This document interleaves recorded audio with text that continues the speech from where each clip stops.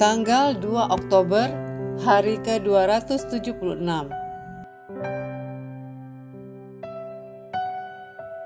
Bacaan Matius pasal 5 sampai pasal 7. Hati yang melampaui perbuatan.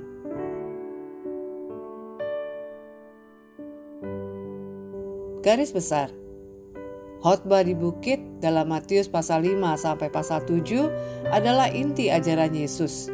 Di dalamnya ia mengajarkan standar kehidupan yang jauh melampaui aturan lahiriah. Bukan sekedar tentang apa yang dilakukan, tetapi tentang hati yang melandasi tindakan. Yesus menekankan bahwa kebenaran yang sejati harus melebihi kebenaran orang Farisi yang hanya berfokus pada tampilan luar. Matius pasal 5 ayat 20. Ia menyingkapkan bahwa yang Allah cari adalah kesalehan yang lahir dari hati yang murni, seperti yang digambarkan dalam ucapan bahagia dalam Matius pasal 5 ayat 3 sampai 12. Renungan harian. Jika kerohanian hanya diukur dari aktivitas, orang Farisi adalah juaranya. Mereka taat memberi persepuluhan bahkan dari rempah kecil di kebun. Lukas pasal 11 ayat 42. Dan berpuasa 2 kali seminggu. Lukas pasal 18 ayat 12. Namun, Yesus menyebut mereka seperti kuburan bercat putih, indah di luar, busuk di dalam. Matius pasal 23 ayat 27.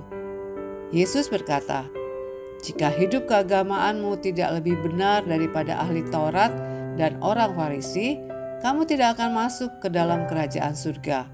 Matius pasal 5 ayat 20. Itu berarti Anda tidak cukup hanya berbuat baik. Tuhan mau hati yang diubah, bukan sekedar ritual yang dipertontonkan. Ucapan bahagia adalah sikap batinia yang Tuhan kehendaki. Rendah hati, haus akan kebenaran, penuh belas kasihan, dan membawa damai.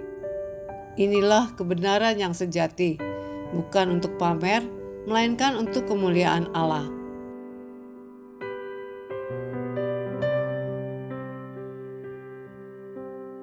Perbuatan yang baik boleh dilihat orang, tapi jangan pernah melakukan yang baik hanya untuk dilihat orang.